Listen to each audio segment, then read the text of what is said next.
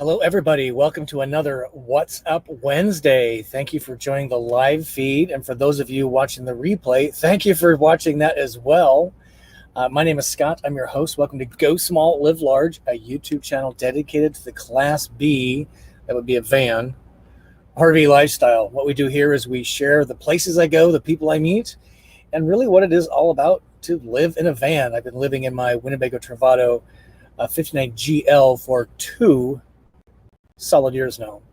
I've had ownership for 2.5 years of this rig, and it's one amazing life-changing experience. This is a weekly radio. That is so old school. This is a weekly YouTube live program that I call What's Up Wednesday. We have a very specific agenda, and we go for 1 hour. It's really about you and your questions. I have some topics we're going to sprinkle in, but what we love to do here is just learn together, and we collectively share, and then you decide really what's best for you and the way you want to RV, whether you're still researching, whether you are part-time, or whether you're full-time like me in my Travato. There is no heroism in being full-time. It's just the way I choose to RV. There's really so much to see and do in this amazing country we live in that a few weekend trips and a few weeks here and there, not enough for me. I like to move around. Currently, I'm in Florida, southern Florida, in West Palm Beach, Florida, where it is a balmy 80 degrees earlier today. It's going to be about 70 tonight, and I'm actually getting ready to leave. I've been here in the home base, West Palm Beach area, for really 3 months, and the last 2 living in my van in my mother-in-law's driveway for an extended family visit. So, again, thank you for watching. And if I can just get a thumb up from somebody, let me know that the video and the audio is going well. That would be great. And what we do here is we use a question format that Kevin of 30 and a Wake Up has made famous. And that is 3 asterisks followed by 3 question marks. So if you could help me out by identifying your question by using 3 stars, 3 question marks, that will point these things out real quick. So again, we're going to go for about an hour tonight, and we've got some really great questions coming in already. But what we like to do here is have a number of topics. Let me show these quick, and then we'll talk through these quick. This is our 6th episode. We have a special guest announcement. Special guest coming next week. She's a fellow YouTuber in a Travato. Some of you might know who that is, so you have to stick around for that. We got a really powerful question of the week. This is regarding harvest hosts. A very frequent commenter, Linda, asked a really good question on harvest hosts. We're going to address that tonight head on. RV news. I got some really powerful economic news to show you on the impact of RVing. We have a really important viewer recommendation. If you're looking to save some money on gasoline, you're going to want to stick around for that viewer recommendation. And I actually add to it just a little bit, which is pretty cool. We got a great song of the week, viewer recommendation, and we got a pet pick. Yes, we like to put our pets front and center, and then sprinkle throughout the hour is our Q&A live. So again, thank you for tuning in, and I really appreciate it, and thank you for watching. So let's see if we have a few questions coming in here. I see some familiar names already. This is great. And let's see. We have, so John Durham. This is kind of interesting. So John says, or asks rather, a recommendation for a hotel in Salt Lake City. That's what SLC stands for, I'm pretty sure, when I get my van lifted on April 5. Congratulations, John, on getting your rig lifted. I'm assuming it off-highway vans. I'm going to give that whole team a shout out. They're the same ones that lifted my van. And I could not be happier with the total results of that investment, really, not only in your RV, but with the RVing experience. I have so much more confidence with clearing curbs, park stops, all kind of obstructions, really steep driveways. And I'm really excited for it. John, I stayed at the Residence Inn. I was staying there for several days. And I love Residence Inn because it's like an apartment. I can bring the cat in. They're pet friendly. They have a kitchen, so I can save on food. So I kind of move out of the van, move into the Residence Inn. It was really close. It was like maybe a 10-minute drive. So I would encourage you to look at a Residence Inn or a similar hotel situation. That would be my recommendation there. Keep us posted on your van lift. That is super cool. I'm really proud of you. Okay, so let's take a look here, and let's talk about the question of the week. I want to get this up real fast, and because this is a really good one. And the question of the week is, well, this is going to be the question of the week. I apologize. I'm getting a little ahead of myself. So again, Harvest Host, how many of you are familiar with Harvest Host? Raise your hand. Comment below. Are you a user of Harvest Host? There's two flavors of Harvest Host program. Get a little ahead of myself. And we're going to address that head on tonight. And it's a really powerful program for RVers, depending on how you want to RV. So you'll want to stick around for that. I got some really good commentary on that. It was my #1 recommendation in 2019, 2 years ago, and it still may be, actually. So stick around for that. This was the video we posted on Saturday this past week, Campervan parking tips. Have you checked that out? It's done pretty well. A lot of folks have agreed with me. Some are like, how dare you take 2 spots? And I'm like, park a long way away where it doesn't matter, but your rig and your comfort is primary if you're taking up all the space you need out front. So if you haven't seen that video, be sure and check it out. And it's a pretty powerful, I've learned this the hard way, 3 specific parking tips: tandem parking, parallel parking, and parking straight into a spot. So if you haven't seen that, please check that video out. Upcoming this Saturday, rather, we're going to be posting 24 hours on the Space Coast. Yes. If you look at this picture, way in the foreground, well, that'd be Lily, that'd be my van. Way in the background is Cape Canaveral. From this space that I'm actually parked at, you can see the NASA assembly building. It's pretty cool. It's a really powerful, jam-packed video, Harvest Host site. We see horseshoe crabs. I make you lunch. You see me shower. It's pretty jam-packed, all on the Space Coast. I'm a huge space nut, in case you don't know. I'm really excited to post this video on Saturday, so watch for that. And if you haven't seen this podcast yet, or heard it, I guess I should say, this is our audience angel. This is Nick and Roy. They are doing a podcast. They asked us to be, Go Small, Live Large, a guest on their show, and it was really, really fun. And Roy is an audience angel. He has a Travato. He's about 2.5 months of ownership now. And if you haven't seen that, go to nickandroy.com, listen to the episode where they interview me. It gives some really hot tips on where to go in Texas in particular. So that's pretty exciting. And this is the special announcement. So again, this is a weekly RV van life YouTube live. And we're going to keep building on this format. I really like it. And the feedback from you all has been really positive. So next week, we're going to have our very first guest. Yes. The Ginger Walkabout has agreed to come on in this format to answer your questions, provide some guidance. She was a solo female in her Travato 59 GL with her dog Whiskey, Tango Foxtrot. And she's now a kind of part-timer. She purchased some property outside Dallas, Texas. And she's just the coolest lady, so brassy, so sassy. We've really become Travato brother and sister. And she's going to join us next week. So be sure and come back next week. 6 p.m. Central, and join the Ginger Walkabout guest interview. It's our first one of those. We're really, really excited about that. Okay, so how are we doing so far? Let me just scan some questions here from folks. And looks like we have, okay, so let's have, Greg's got a question here. So Greg asks, love the 59G floor plan for the same reasons as you. I think it's 4 separate living spaces, really, in this little tiny 21-foot camper van. Why do you think other manufacturers are so locked in on copying the K plan, seemingly ignoring the G plan? Yeah, it's a great question. I wish I had a good answer for it. I think it's because people come in here and they think it's claustrophobic, but I really think they're not thinking through carefully how they're going to use their RV. This RV has 2 beds. This 59G floor plan, the current iteration, this may not be the case in the 2022 version, but this has 2 4x6 beds in it, which is plenty for 2 adults. And I've shown several times in video how to, the space I'm sitting in here, turn this into a twin bed almost without taking down the table, because that's a little bit of a hassle. Not bad, but for me, I've got a lot of stuff sitting right here. And I think that's the big bugaboo. People think that it's claustrophobic, it's tight, but once you're actually in the floor plan, in my opinion, you maneuver around the rig perfectly. It has garage storage. It has a hallway. It's got a functional bathroom. It has 2 functional beds. It's got a permanent table that extends way out like this. I can sit 5 people around this table.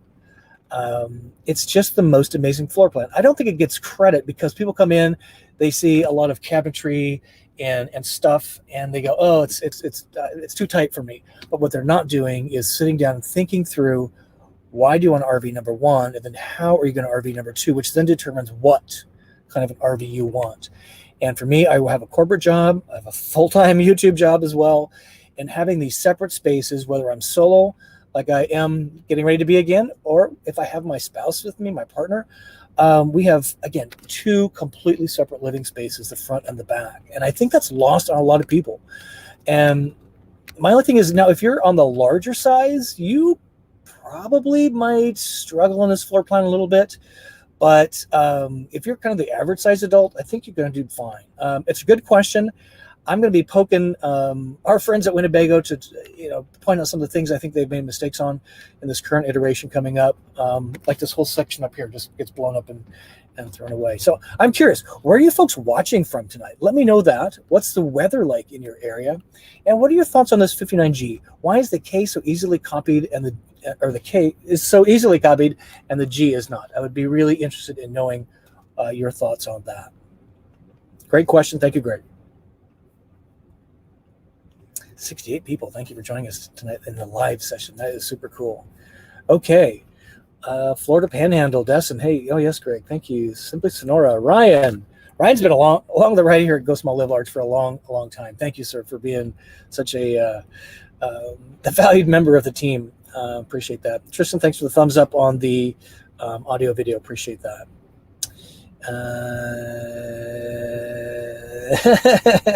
Yes, this is we've spilled the beans here. Yes, and you are right.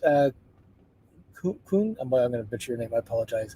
Yes, there is a Ginger in our future, and she's joining us live next week on What's Up Wednesday. So that is super exciting. I'm very, very thankful to her to join us. And she's got a great channel. If you haven't visited her channel, she's got so many cool modifications. She's got an Uncle Pat. We need an Uncle Pat in our lives to make these really cool modifications that she has done. Okay, got a couple of questions coming here. And then we'll get to our question of the week, so stand by for that. So Grant wants to know, Scott, I've concluded that my future van life would be like yours. However, my interest is in the Winnebago Echo. Do you think an Echo would work for most of your van adventures? Thanks, Grant. That's a really subjective question, sir. It would not work for me. It's big. It looks like an RV. It's super cool. I'm an urban cowboy. I rarely go into the woods. The few times I've done it, it scared the bejesus out of me. I got attacked by burrows and bugs, and the stars were amazing, though, I have to admit. And since I'm solo, I was literally in the middle of nowhere all by myself. So all my childhood monsters came out from under the bed, and it was really scary. But if you like to go in the woods like that, and you're really kind of a rugged outdoor person, it's a pretty cool rig. It's definitely a 4th-season rig. So I think, and I did a video about this, why I live in a van, and I think you really need to carefully think through, why do you want to RV? And you should be able to list 3 reasons why you want to RV. I would say even 5, very specifically, because the why drives the how you RV, which then drives what kind of RV you want to buy. So I'm really strong on this, and I get a little religious about it. I apologize, but I've seen and heard so many people think the vans are cool, and they are, but they are small, they are nimble, you park them anywhere. They're kind of stealthy. They're not 4-season, but it is for all those reasons that I love the van. But the Echo is a very different animal. Way more space, huge beds, big transform bath. I'm sure you've seen that. So it would not be the way I would roll in an RV, but maybe it's perfect for you. But again, I think you need to determine why you want to RV, which then parlays into what RV you purchase. So hopefully that was helpful. It's really cool working. I think it looks great. It's kind of a hybrid, and I think that's super, super cool the way it looks. Thanks for the question. All right, so let's get on to the question of the week. And this is going to be from viewer Linda. Let me expand this so you can see here. So Linda wants to know, and she's been a frequent commenter Really vigorous and a voracious appetite for Go Small, Live Large videos. It's pretty funny. Linda says, you recommend Harvest Host memberships, including the Golf upgrade. Do you still? She's referencing a video that I did at the end of 2019, which is just about my first full year of being in the rig full time. And so that's what she's referencing. Do I still recommend them? And do you think the Golf upgrade works for folks who don't play? How do you do any purchase at a golf club anyway? I know a lot of golf courses are gorgeous. It's really an awesome question. In 2019, Harvest Host membership was my #1 choice for RVers. It is still my #1 choice for RVers. If you're going to be in kind of urbanish environments and you are certainly into fresh produce, fresh dairy, kind of into learning things through museums, enjoy wine, enjoy craft brew. Those are all great reasons. What I find the most value in a Harvest Host membership is, while it's kind of free for overnight, you typically frequent the business, so it's free to stay overnight, but you get a burger and a beer or a bottle of wine or something like that. So you're spending some money, but it's usually helping out a small merchant, a small family winery, small family farm. So I love doing that anyway. But my #1 reason I love Harvest Host is because it takes me to places I would not go. Harvest Host takes me to places I would not go, which expands my RV experience. And they're usually in small towns, which I really, really love. Like Casey Jones Distillery, maybe an hour from Paducah, Kentucky. I would never have been to this little tiny town had it not been for Harvest Host and experiencing some amazing craft spirits. Now, Linda's here speaking specifically about the golf. So there's kind of two flavors. There's the non-golf package. I think it's about $60 a month, or $60 a year. And the golf adds about another $40. So all in, you're in for about $100 a year. You get access to a database of over 1,500 locations, wineries, breweries, farms, museums. A lot of kind of attractions now are part of that. But what's cool about the golf courses is they're in urban environments. So to find a winery near downtown Chicago, not going to happen. But there are golf courses near downtown Chicago. Same with Tampa. I stayed at a couple, 3 now, golf courses near Tampa. And I would have had to really drive out of my way to get to a Harvest Host winery, whereas I'm just literally 10 or 15 minutes from downtown Tampa at a Harvest Host golf course. Now, do I play golf? I tried. I don't get it. So I don't play golf. But they all have what they call affectionately as the 19th hole, which is the bar and grill. And in most cases, those are open till 6, 7, 8 o'clock at night. Rolling around 3 or 4, kind of get settled. They have Wi-Fi, air conditioning or heat. They got craft beer usually, and they got a pretty good hamburger. And they're really good folks, and you can meet the folks, the locals, and it's just a great way to kind of understand the local environment. And that's how I spend a little bit of money. Only twice, maybe 3 times have I said, hey, they said, hey, you got to play a round of golf, in which case, you know what? I'm going on to the next one. No big deal. No skin off my teeth at all. The other thing that's great about the golf ones is they close down early, unlike some of the wineries and bar brewery type things, and they show up early. So you're alone by 8 p.m. usually or earlier, and by 6 or 7 they're buzzing the golf carts around getting ready for the day. So it's just a really pleasant parking lot experience. Most often it's dark, and which I like. That I can just enjoy the experience myself.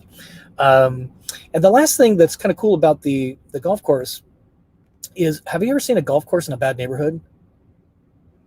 Yeah, typically they're in pretty good neighborhoods. So it's really safe, and it's just a really great experience. If you're not a Harvest Host member already and you're an RVer, highly recommend going all in on the Harvest Host program. At least if you're not into the golf thing, I get it. But I like it, again, because it takes me to urban, I'm able to stay in urban centers at a golf course. If you go to my website, GoSmallLiveLarge.com, and click on it's under more essential memberships. You get 15% off your membership. I get a few bucks, which I appreciate that. Luke and I need to eat. But I would highly recommend taking a look at Harvest Host. It's just a great way to RV. And again, the reason I find it so valuable is it takes me to places I wouldn't go. And in most cases, it's been just a real gem of a reason. So, Linda, thank you so much for that viewer question of the week, and keep those questions coming because I just love answering these. And my goal here is just to help you be a better RVer. Again, whether you're researching, maybe you're part-time, maybe you're full-time, because if I can help you just smooth off some of those learning curves, you're going to be way better off in the end, which is what this is all about for me. Because somebody did it for me, right? The Russos, Keep Your Daydream, Less Junk, More Journey. All right, let's take a look at some questions here. And look at this. We have the Ginger in the house, and she can't wait to be an honored guest next week. And we are so excited. Thank you, Ginger, for agreeing to this. So again, March 3rd, 2021, check back in on What's Up Wednesday, 6 p.m. Central, and we're going to have the Ginger doing a live Q&A. She can tell us about some of her experience as a solo van lifer in a Travato with her dog. Travel around the country for well over a year, and she's just the greatest person. So speaking of Linda, so we just answered her question on Harvest Host. Linda, let us know how we did on that answer for you. Appreciate that. So she wants to know, 10-minute drive in Salt Lake City. Do you need to rent a car? No courtesy ride to the motel. I wouldn't count on a courtesy ride. I took Lyft, Uber. It's like $10-20 maybe. I don't even remember. It was immaterial to a $3,000 Lyft plus the hotel bill. So I would just take the day off driving and just grab a Lyft. Good question. Okay, looking for some questions here. Again, the format is 3. Well, we can do it like this. Let's see.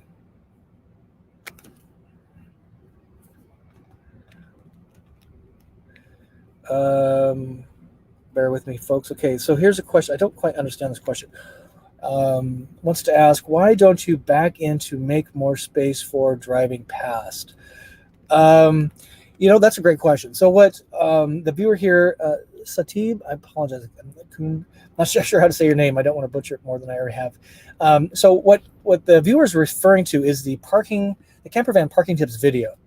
And what I didn't point out in that video, and what they're referring to is when I pulled into the parking spot, I missed the first parking stop catch on purpose, maneuvering the passenger side wheel in between the two parking stops. So I went all the way in 5 feet off the lane of travel. So they're wondering, why did I back in to make more space? And that's a great question. 2 reasons that I didn't point out in the video. Reason number 1 is my cab would have been in the sunlight. And I am religious about not putting my cab in the sunlight because it completely changes the interior temperature of the rig by 10 to 20 degrees. You're going to hear it here first. I have a video coming up about that. That proves my point. So watch that. Baked in the sun, don't like the sunlight in the cab. Second reason is there was a really steep grade that was not super apparent probably in the video. And if I had backed in, my rig would have been literally like this, and I would have been so uncomfortable to walk around in.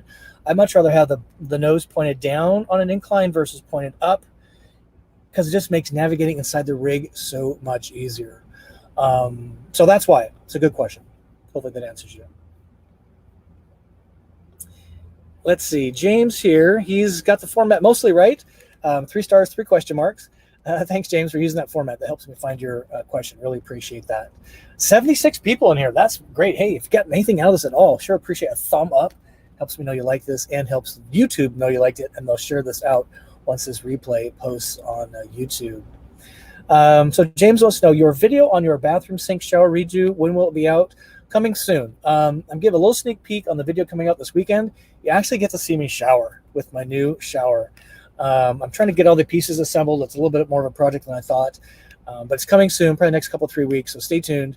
But you actually will get to see me use the new shower and how lovely it is in this weekend's 24 hours on the Florida Space Coast, which was so much fun. God, if you're into space, if you're into the seashore, if you're into horseshoe crabs mating, if you want to learn how to make avocado toast, if you want to learn how to make a no-cook, super healthy breakfast, if you want to see Luke walking around, and you're going to want to check out that video. It's really great.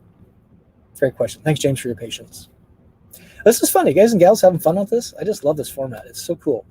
Look at California. Ginger's in the house. How much better? New York City. Everybody's thawing out, right? Oh, my gosh. Endless summer here in Florida. Columbus, Ohio, high of 50 today. Congratulations. That is great. Okay. Looking for another couple questions here. So bring those questions in. I know when Kevin of 30 to Wake Up, that's his, he has like his marathon session. So while I can't answer military stuff, I can answer a lot. I've been living in my van for 2 years full-time, ownership 2.5 years. So Travato questions, RV system questions, travel questions, bring those bad boys in and bad girls on those questions. Okay, so let me shift gears here just a bit. Let me shift to RV news headlines. This is interesting. So I get a couple of news feeds. This one comes from RV Pro News. Let me expand this so you can see it. And this is a 2019 economic study that was performed. And the study shows that the RVing lifestyle has a $119 billion economic impact on the U.S. economy. $68 billion of that is RV manufacturing and OEM parts. $25 billion on campgrounds. Holy cow. And everything associated with them. $20 billion on sales and service activities. Now think about that. When you go into get your rig service, all the things that are associated with that. Maybe you have to stay for a few days. So hotels, time, dinners out, lunches out, all the service personnel, pretty incredible. And what the Department of Commerce determined is that RVing puts about 2.2% into the national GDP. That was 2019 numbers from this report. Do you think it's gone up in 2020? I'm thinking it's probably went up a little bit. I found that fascinating. So you can actually find these news headlines. You can read the entire story if you go again to my website, go smalllivlarge.com. Under Woo, in the title bar, Woo, I love saying that, stands for What's Up Wednesday, WUW. And go right there, and this news headlines right there front and center. You can read the entire thing. It's pretty amazing, actually.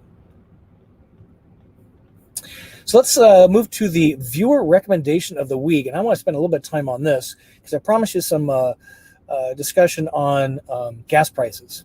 So the viewer here, Braden, this came in just in the last couple days, says, I love Gasbuddy app for finding gas stations and inexpensive gasoline prices, and I am in complete agreement with Braden. If you look closely here at the screenshots, this is what the Gasbuddy app looks like. There's kind of two versions. There's the free version, and then there is the version that is you pay to kind of get rid of some of the advertising. You see some of the advertising there. The first one's Burger King, which is kind of interesting. But what I find super fascinating is look at the difference in gas price. You see that? Look there, kind of in the middle, right above the Burger King thing. It's $2.49 all the way to $3.09 delta difference in gas price at 60 cents a gallon. So this is a super valuable tool. And Racetrack here has got the best price, followed by Marathon and Shell. And if you're an RVer, or even if you're not, and you don't like paying high gas prices, I would highly recommend getting this. I have this app. I use it often. But what I like even better in some cases is Costco. So let me show you Costco. It's there to the right, and clearly I'm a Costco member. And Costco's got the cheapest gas, $2.49 a gallon in Lantana, Florida. And that's their app. And you can look at their app, and it will tell you where the closest Costco is and what the gasoline prices are. I was too far away from the Costco for it to show up in this Gasbuddy app search, because I think it's like, I don't even know what the mileage is. I would be lying if I told you. But I just seek out Costco for a whole lot of reasons. And again, this is just a great viewer recommendation. If you're not using this app actively, I would highly recommend it because it is really a valuable tool, whether you have an RV or not, is to find as crowdsourced, which is what's really cool. So you kind of go in and you check in and you put the gas price in there. And so it's crowdsourced. It's not surveys and craziness like that. So it's really, really cool. So thank you, Braden, for bringing that forward. And I usually pluck these viewer recommendations out of the YouTube comments. So if you have a YouTube comment, please, that you think is worthy for not only me to know, but for the audience to know, that would be awesome for you to call that out. And then I bring those things forward. It's really, really important that we learn and share together. You decide what's best for you. That's how we roll here. All right, let's move on to a few more Q&A here. How are we doing on time? Doing good. Portland, Oregon, PDX in the house. Thank you for that. So Jackson's making a comment, not really a question. So, we got to do this first. Ginger's giving us a woo shout out. That's pretty cool. Thank you. Woo stands for What's Up Wednesdays. So Jack's got a comment here, not so much a question, so he's getting away with the format, but that's cool. It says here, I know your van's raised, but on the regular Travato, one risks hitting the generator on the curb stop and backing in. I've learned that the hard way. Yeah, I've had so many close calls, ladies and gentlemen, when I was backing in or pulling in. So there's a second generator, alternator on the front of the rig. I don't think it hangs as low as the Volta energy box, the battery pack. But both of those are really low points on the van. I would say 6 inches or maybe even a little less. And by raising my rig, I've added 3 inches, and I have about 9 inches of clearance overall. And it's such a confidence booster. I've about cracked my waist tanks once backing up into a railroad tie. That's what the RV park was using to stop a rig, either pulling in front or backing in. I backed in, it was a back-in site. Railroad tie. And those things are ginormous, right? And I took a picture of it and I sent it to Kevin 30 and Wake Up, because we've been talking about lifting vans, and it was literally less than an inch before I had snapped that black, the waste tank plumbing thing off the back of the rig. I would have been devastated. It was really bad. So, is it for everybody? No. Did it give you a lot of confidence? As in my case. Thank you, Jack, for that comment. Appreciate that. All right, what other questions do you folks have coming in? Come on now. I know you got something out there. 83 folks. Look at that. Thank you so much for tuning into What's Up Wednesday. Yes. Nanya, is that how you say it? Ms. Nanya Eyeball? Nanya says, have you been to the American Space Museum in Titusville yet? I highly suggest it. I went a few weeks ago. It's pretty neat. Kind of spilling my candy.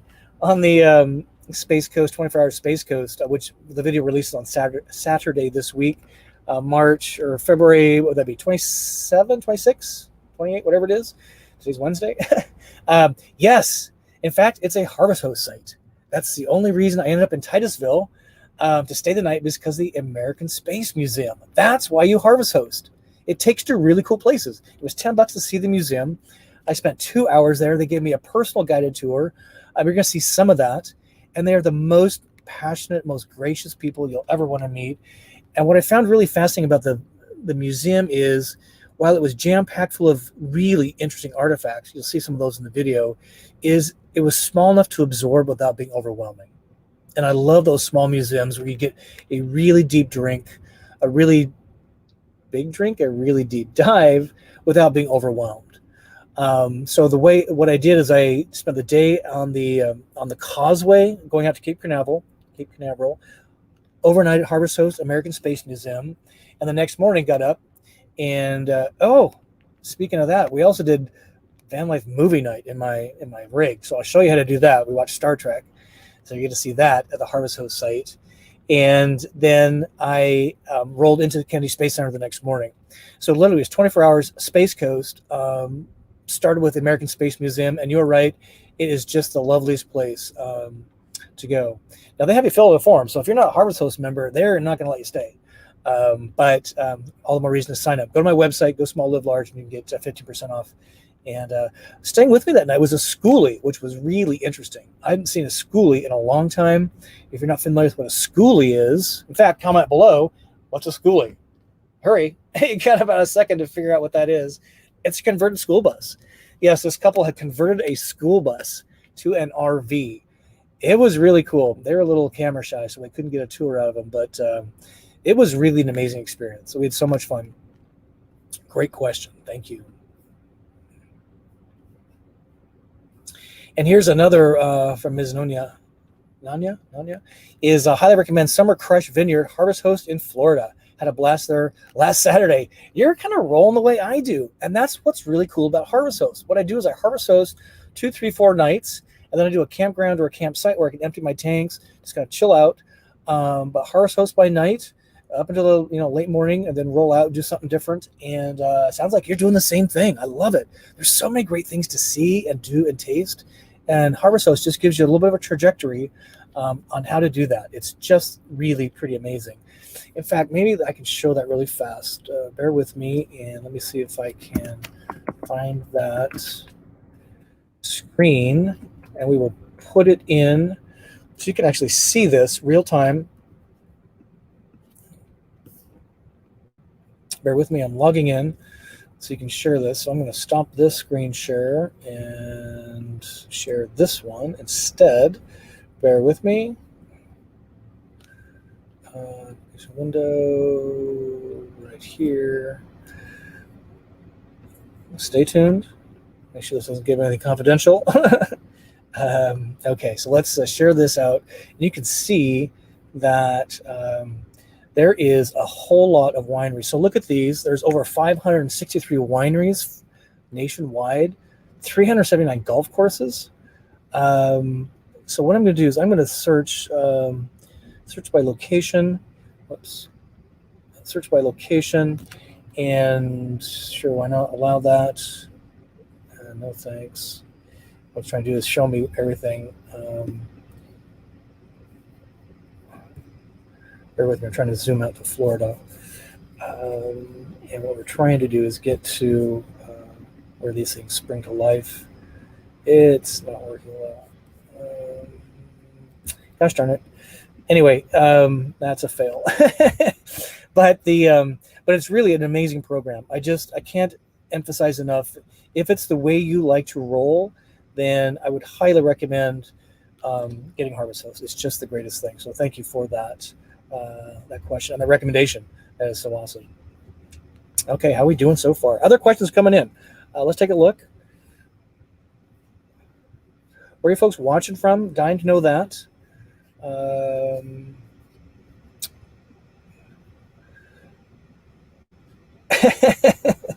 Yes. Ginger Walkabout.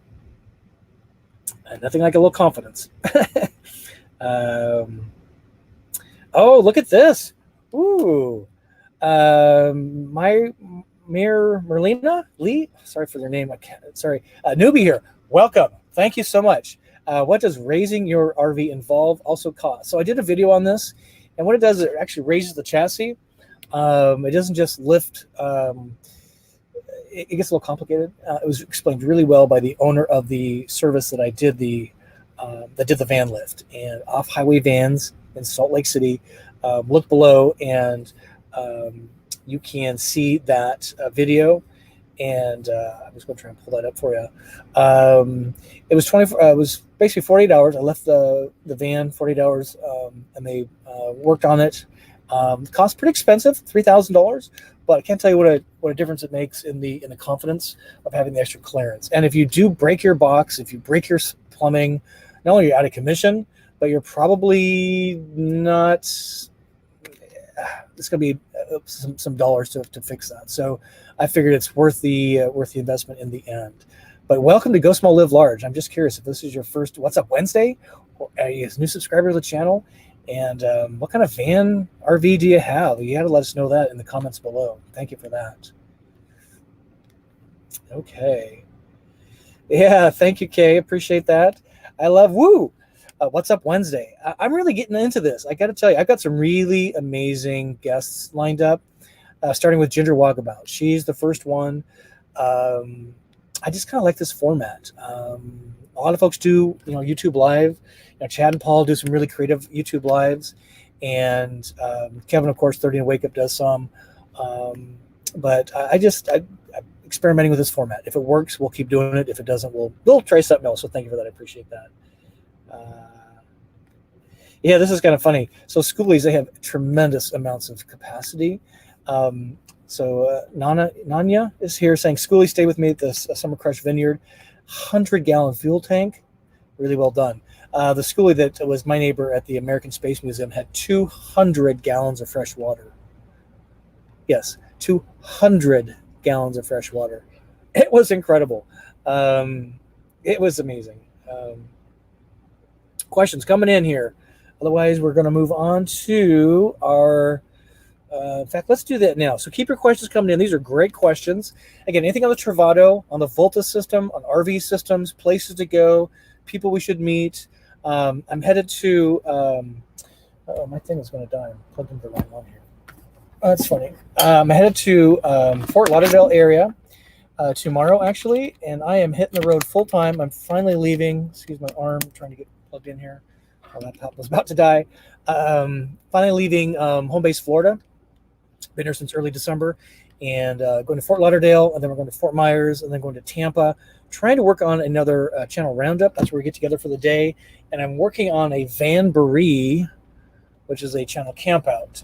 So stay tuned on that. I'm watching the weather really carefully, trying to figure out where in the southeast we could put that together and folks would join. So let's shift gears here just a little bit, and let me show you folks a couple more elements here.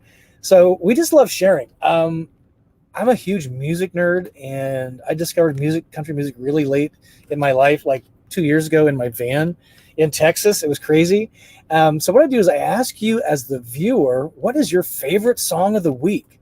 Maybe you've discovered a new song. Maybe it's an old song you've rediscovered for the first time in a while. And here's a great example. Submitted by Vandemic, really cool cat, a Gordon Lightfoot's very famous song, Wreck of the Edmund Fitzgerald. Wreck of the Edmund Fitzgerald. So let me ask you, when's the last time you heard that song? So everybody spin up your favorite music service or compact discs. Remember those? And listen to this song tonight. Listen to the words. And what Vandemic was actually telling me is that this song is related to the Upper Peninsula in Michigan, where there's a really famous lighthouse that has a whole bunch of shipwrecks associated with that lighthouse. And maybe that's where this song comes from. Some of you probably know the history of this song, but it's just one of the most moving songs ever. So if you haven't heard this song in a while, spin it up. And even as cool as that is, there's the email address down below. GSLL, which stands for Go Small, Live Large, GSLL viewer recommendation at gmail.com. Fire me off your song of the week. What recommendations do you have that we should listen to? That's a new discovery, an old one we haven't listened to in a long time, because that's the way we roll. We just love to share and really enrich our lives with this amazing life experience that we have. And Edmund Fitzgerald is just a great song. And so thank you, Vandemic, for submitting that. Really appreciate that. Hey, if you're getting anything out of this, give it a thumb up. Sure appreciate that. Subscribe to the channel. Guys, we're growing like crazy right now. We're closing in on 13,500. We've pumped out over 8 million minutes that you folks have consumed of content in the last year. I just did some math on that. 8 million minutes of content you folks have consumed of me and my van. It's pretty crazy to think about it. So I have song of the week. We had viewer recommendation of the week, right? We had viewer question of the week, and now we got, yes, viewer pet photo of the week. Look at this little guy or gal. This is Lily, a Dameranian. Didn't even know there was such a thing. This was submitted by Sandy. Sandy, thank you for sharing. Lily, which is the name of my van, by the way. It's kind of a funny story how we got there. But Sandy, thank you for submitting. Let's look at Lily one more time. Look at that. Sandy has a Class C RV. So not everybody needs to be a van lifer or wannabe to be part of the Go Small, Live Large community. Go Small is referencing, gosh, anything smaller than a house that's on a foundation that's never moves, unless there's an earthquake or a hurricane, or in which case, oops. But again, if you have a pet photo, you would love to submit your pet, ideally in your RV, that'd be great. Or if you're still shopping for one, just a cool pet photo, send them in. Would love to pick the best one of the week and share that with everybody. Keep those questions coming in, folks. We're going there next. And yes, let's do that next. Let's look for a few more questions here. We've got about 15 minutes left. And so here, Carol is asking for, let's see, Carol's asking Ginger Whack about, do you know how long Harvest Host's been around? I'll try and answer that. Maybe she does know. Yeah, about 5 years. I was a pretty early member. I'm a member in the 4000s. And somebody actually questioned me, one of the Harvest Host sites was like, how come your number's so small? So apparently they've done a really good job. But I've been a member since early 2019. Just so amazing. So this is interesting. So Kathy's got a good question here. Hi Scott, have you seen the new movie on Van Life called Nomad Land? Somebody else asked about this recently. I have not seen it. Maybe give us a quick snapshot. Just comment below what that's about. I would love to learn more for sure. And maybe that'll be the question of the week next week. Is give a report out on that. So thank you for asking that. So lots of questions on the van raise tonight, and here Quilt wants to know: does raising the van make it more top heavy and tippy? Tippy. Sometimes I get tipsy, but the van, no. Does it make more top heavy? I would say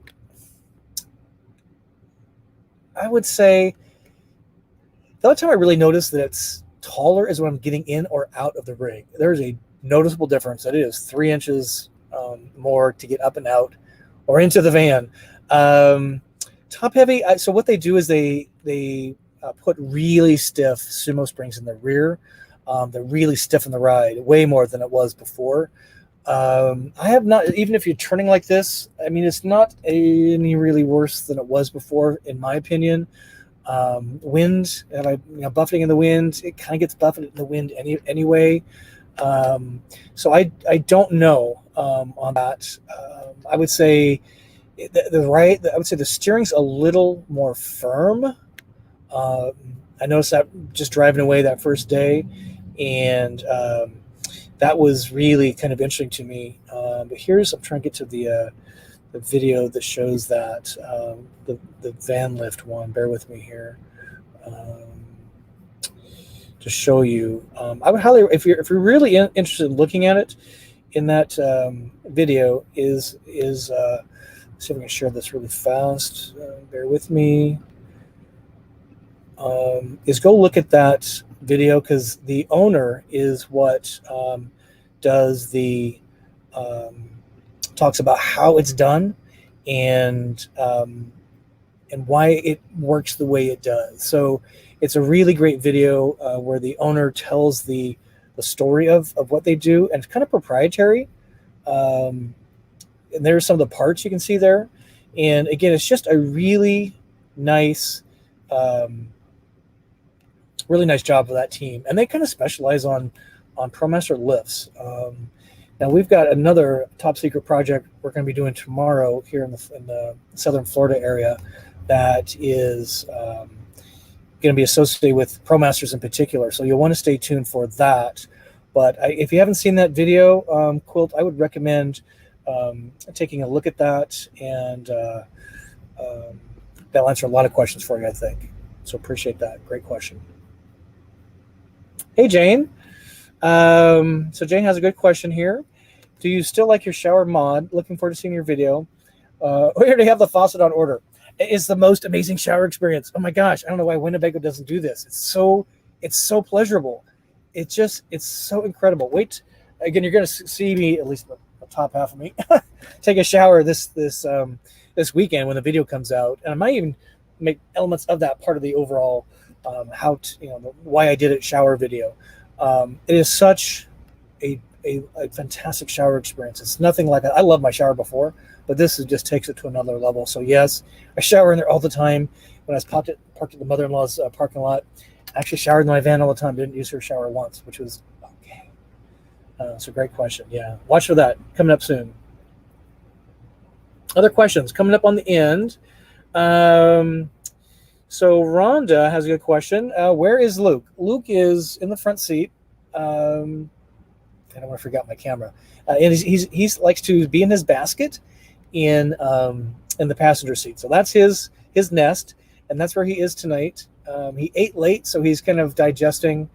And here's a follow-on story. Thank you for asking about Luke. Appreciate that. Carol wants to know, what's Luke's origin story? So I kind of explained that in a video I did on RVing with a cat, but kind of in a nutshell. Always had cats. Our family, we had dogs, but really preferred cats for a number of reasons. And Kyle and I had a cat for a while.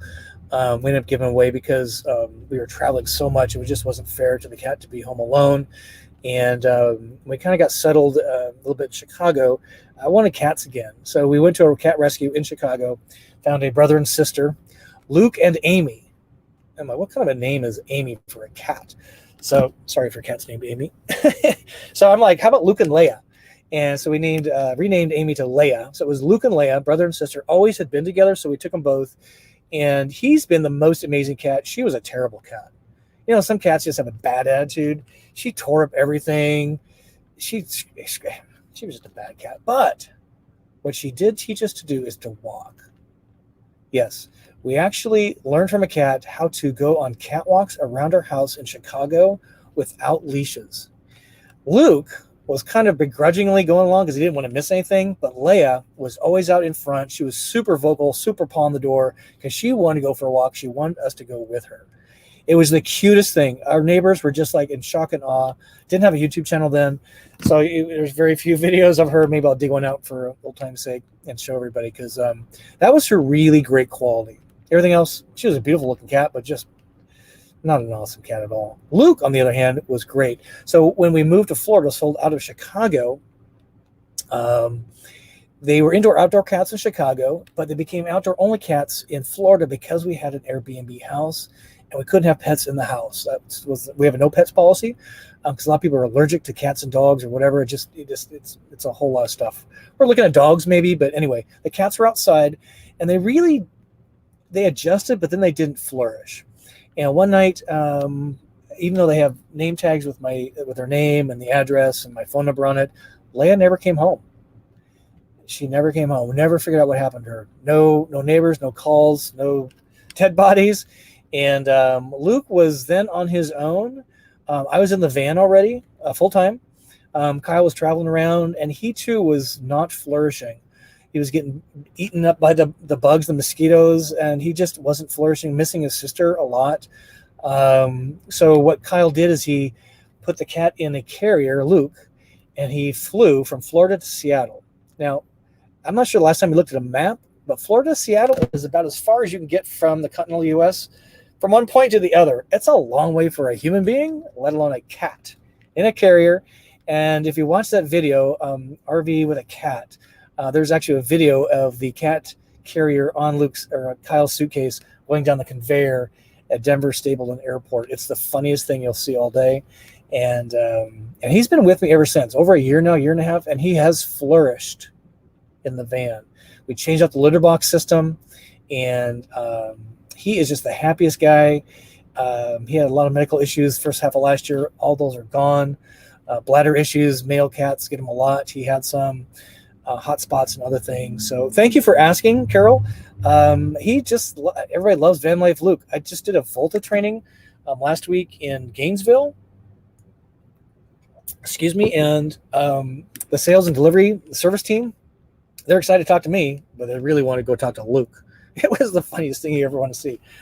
So van life Luke, he's the greatest cat. What a great companion. He's really excited to get out sniffing around because he's kind of been the same place. So I'm excited too. It's time to get moving. Yeah, so this is a good comment here. And I remind people about this all the time. So I round up, my van is, I rounded up to 10 feet to start with just because I'm terrible at math. But now I rounded to 11 feet. It's so important to remember the clearance of your vehicle, not only from underneath it, but on top. And whether you're going under bridges, trees, and parking lots, again, we call that out on the Campervan parking tips video, is you really got to watch for tree limbs. I'm telling you, it will give you a really bad day when you run into a tree limb or scratch your thing because you're just not paying attention to what's around you from a clearance standpoint. So important. Thank you for bringing that forward. Just checking here. Coming down to the end, what other questions do you folks? Yes, Ms. Dorman. So there's a video coming up on that. We'll post all the information on where to get it. So you have to kind of bear with me. But it is a modification. If you have a 59G, I don't know what the K floor plan bathroom thing looks like. But if you have a G and you shower in your rig, you want to shower in your rig, then this is a must-do modification, in my opinion. It completely changes the shower game. So maybe just another question or two here. So keep them coming. Again, anything Travato, RV systems, places to go. If you have pet photos, 90 people in here. Hey, smash a thumb up button. This might be our all-time high for a live session tonight. That's so great. Thank you for spending your evening with me. I really appreciate it. I get so excited about this stuff. And we got so many cool people coming as guests, including the Ginger Walkabout.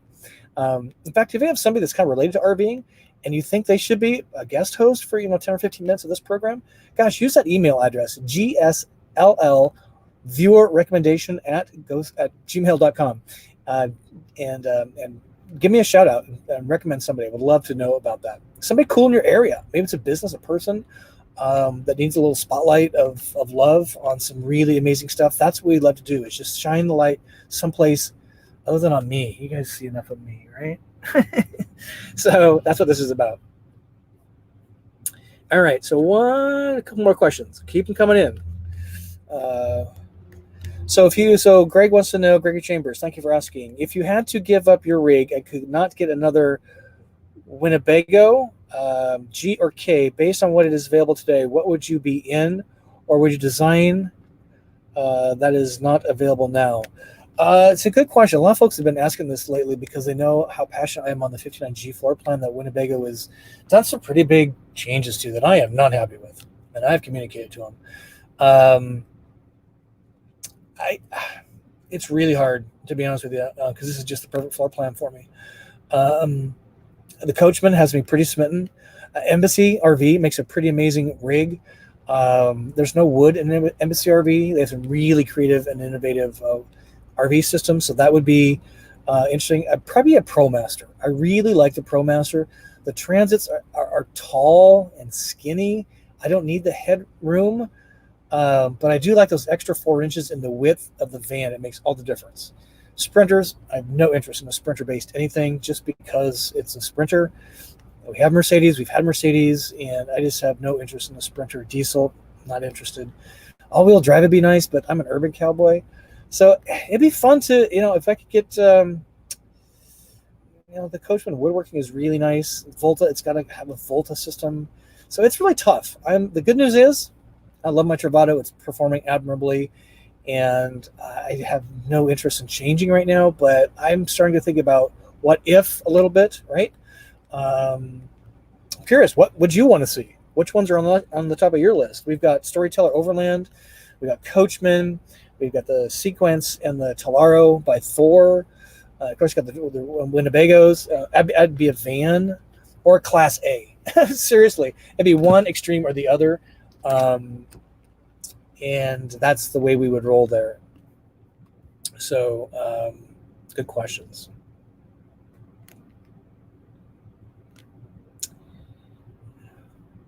Looking for one more question here. So this is kind of interesting. So, some great questions from you tonight. Nanya? Sorry if I get that wrong. Where do you store the front dinette bed cushion when you're not using it? So what I think they're referring to is there's a piece of the puzzle bed that fits, I'm going to move my camera in this case, that fits right here. And it fits on a rail that, I goofed up my camera. Sorry, folks. that lays on the brace that fits in between the door and the galley and the jump seat there. And then there's a rail right here where I'm sitting, where that cushion locks into place with Velcro. So I store it above in the cab, and I've always carried it with me. And I am so glad I've fallen in love with that cushion, because I could use that to make this whole space a pretty good sized bed without taking down the table, which you're kind of sitting at because I'm got my computer on my table. So what I do is I just rearrange these cushions slightly. It literally takes 90 seconds. This big guy right here, the big cushion, this thing right here, I just store in between the seats for the night with my guitar. And come on, camera, focus. There we go. Come on. And that's the way I roll. So it stores above and with the window screens, and it works out really, really well. I've got to get a new camera. This camera is not the quality I like. It goes fuzzy too fast. Sorry about that, folks. I've done a number of videos on that. So if you haven't seen those, you'll want to reference those, because I think this is just one of the unsung heroes of this van floor plan. Again, two 4x6 beds. You can sleep 2 full-size adults. It literally takes 90 seconds to put up the bed or take it down in the morning. It's so easy, and it's gone in the 2022 Travato. Okay, so with that, let's see if there's anybody else in here. That's going to call it a wrap on our session this evening.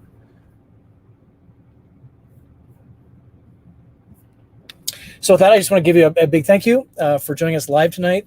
Hope you enjoyed the replay. Comment below where you're watching from. Harvest Host, are you a fan of that program or not? Gasbuddy, we talked about gas prices. Are you a Costco member? Let me know about that. You maybe have some RV tips on as a Costco member. I got a video actually coming up about that I recorded a long time ago in Coeur d'Alene, Idaho. And we're going to get that out. So now that I'm on the road again, we're going to be doing more videos. It's been a little hard here at home base. Sorry, that's so fuzzy. Okay, with that, we just, again, thank you for watching. And until we see you soon, I wish you to journey on. Thanks for watching. Bye-bye.